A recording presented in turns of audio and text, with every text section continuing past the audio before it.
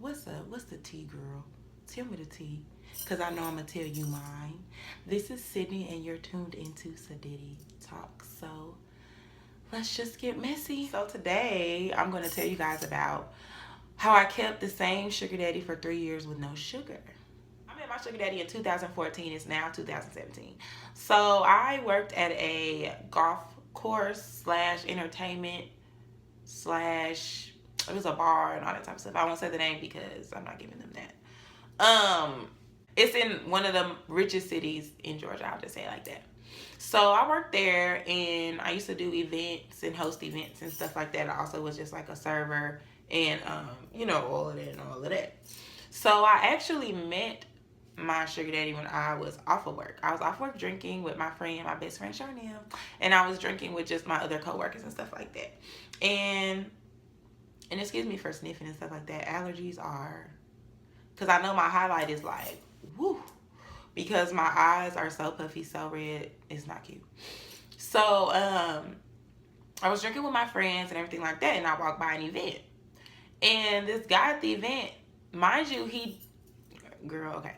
So the guy at the event, he was like, come drink with us. Like, we sit down, you know, get it on our tab. We got an event tab, blah, blah, blah, blah. I'm like, okay. And we was with dudes too, and they was like, all of y'all, everybody, come on. So I was like, okay. So then I sat down and I was drinking, and it was a guy that was a VP of the company that was having the event. Recently going through a divorce, and he was just telling me how he was so sad and he just was going through it. Mind you, this is the guy that told me to come over there initially. So he was just going through it. He's so sad. He is missing, you know, his wife. He feels like it's wrong, this and this. So I'm just sitting there listening to him, talking to him, telling him, you know, things happen for a reason, everything like that. We had got up. We was really drinking for a long time. It's probably 2-3 hours done passed, and I love Patron. So I'm drinking Patron. We taking shots. Girl, why does man start crying on my chest? I'm not playing with you. Start crying on my chest, and I'm like, okay, like, it'll be all right. Like, things happen, you know. And then, so I'm talking to him or whatever, and I'm drunk, so I'm like, I'm ready to go. Like, this is getting annoying. Like, I'm drunk, my friends are drunk, like, deed is done, let's get out. So, he was like, oh, thanks for listening to me, and did like this, and I was like, boy, because, you know, like, he had touched me, and I was like, don't run out, don't run. He was like, no, look in there, and I was like, look in there for what? You know, your whole attitude changed. I said, look for what? And I looked in there, honey, pay my dues. He said for listening to me, and he was like, it could be way much more, you know, if we exchange information, we can link up. And I was like, is this man trying to solicit me? And I was like, I'll be right back, stay right here. I said, I'll be right back, girl, because I was gonna go count that, see what he put in there, Kia. So I went in the bathroom and I opened it up, all hundos, $400. I was like, so I'm rushing out there to go back and talk to him, because, like, we can work this out. So as I'm going out the bathroom, it was another guy who was there, and he was like, you know, I'm the real president of the company, right? He was like, I'm the president. He was like, I'm the boss over everybody. And I was like, okay. You know, my mind is on this man. I don't want him to leave. I don't got none of his contact, nothing. So I'm like, okay. I was like, that's what's up. Congratulations. Like, you successful. Like, all right. So I'm on my way trying to walk by him, and he was like, I saw what he did. So I was like, what? Saw what? What are you talking about? You know, I'm lost. Saw what? So he was like, and that really ain't nothing. He was like, he worked for me. Don't forget that. And I was like, what? Like, he was like, and he got a messy situation. He was like, he started spilling all his tea, y'all. His wife, they ain't really gonna divorce. They gonna be together. And I was like, I said, I'm not finna be his girlfriend or nothing. He was like, yeah, but you're not finna be mine either. And baby, another hand in another hand. Girl, I said, oh. So I went in the bathroom again, and I was like, I was like, girl, let me see. They want me, you, they want me, you, they want you, girl. So I was like, okay. So I went in the bathroom him again. This man gave me $600. I'm not playing. So I was like, winner. Let me see. So I came back at the bathroom. I said, what's your contact? Tell me how I would get in touch with you after the day.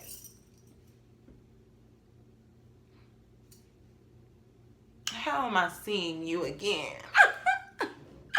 Girl. So he was like, you know, give me your number. I said, no, you can get my email. Because you don't need to reach me direct. Get the email, baby.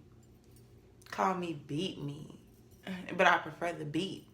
So, he was like, okay, like, whatever. It was so quick. So I'm like, damn, like, he must be married too. Because it was really quick, like, and he said his email. And it was like this weird email, like, I ain't gonna say the name because I ain't gonna say it. He's like, email me your name right now. And I emailed it to him when he was standing right there and he walked off. So here come the other dude trying to give me his number. But meanwhile, dude watching, like, to see if I'm gonna get his contact information too. Like, he watching, I see him watching me. So I slick swerved the other dude. I was like, I'm finna be right back. No, I'm not. No, I'm not. I left. I was going. You not finna ruin this. So I left, girl. Left. Me and the dude emailing back. He tells me he's married. He have a son. You know, all this type of stuff. And I'm just like, okay. Because I'm already going into it like, I'm not finna have sex with you. So I tell him, like, I'm not finna be having sex with you. I'm not finna be like your little mistress thing. Like, I'm not gonna be none of that. And he was just like, okay. You know, he was like, I just want to be around you and everything like that. So, okay. So in between that time when I did our first meeting in public, I had cut him off because he used to get drunk all the time and like email me like back to back like stuff, and I'm like, this man crazy.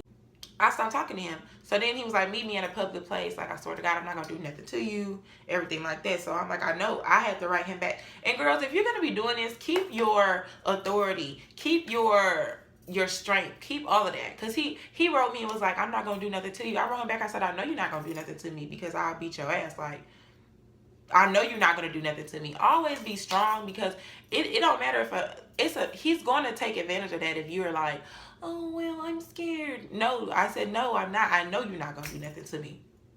So what is it? What is it? And another thing, don't let them name their price. You name your price. Say, I want this much per month. Don't ever say, oh, it's up to you, whatever you want to give me a month. No. Have your money out there. Peep him. Peep how much money he made and tell him. Don't let him tell you. Because when you start giving them that, you know, you give an inch, they take a mile. Don't forget that. So, we met at a Mexican restaurant or whatever. So weird, y'all. We met at a Mexican restaurant, and he had his back. He was like, I'm the one with my back turned to the door. Nigga, nobody knows who you are. I mean, mind you, he's really rich. He was a VP of a really known place. But you don't go and look up the VPs to like US Bank and stuff. Like, you're not gonna know who they are when you see them. You know what I mean? So it was kind of annoying. Like, I'm like, you already extra.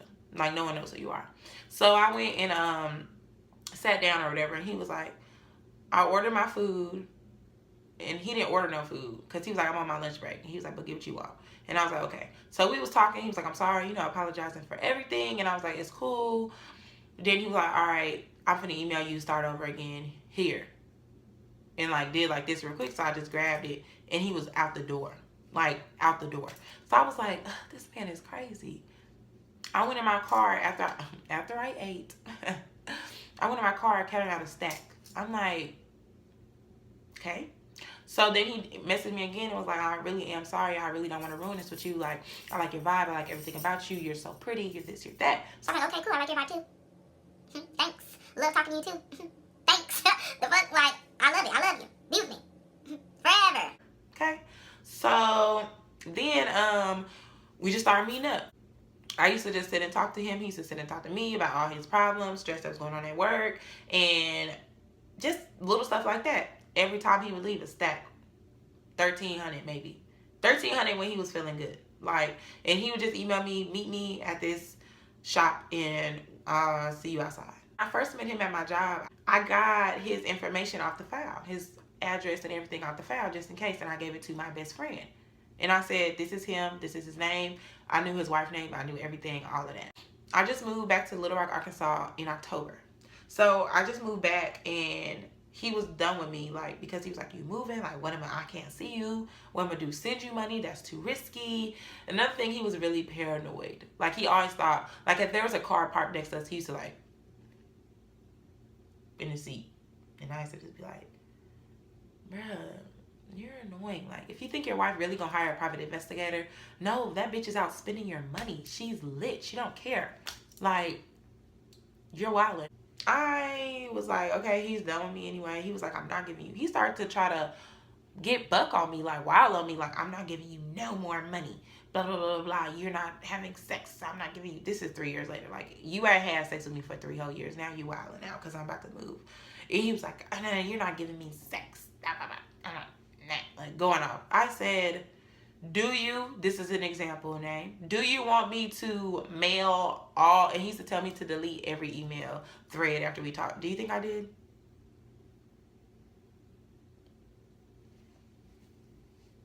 Do you think I did? No, baby. I kept every receipt. I was like, do you want me to email all of these emails to Carolyn?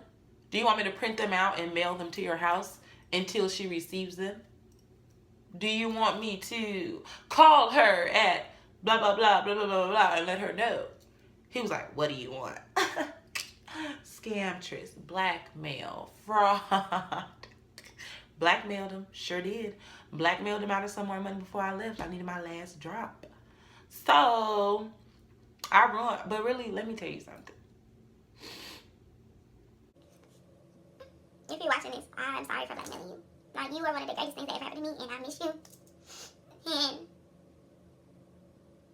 I miss how you loved me for me. And I just miss you. Me and with you every month, and you would come back to me because I didn't email it to her, I didn't call her, I didn't do nothing. You knew I was mine. I would never do that to you. You know my email, it ain't changed. Reach out to me. Show me that it was real. All right. See y'all later.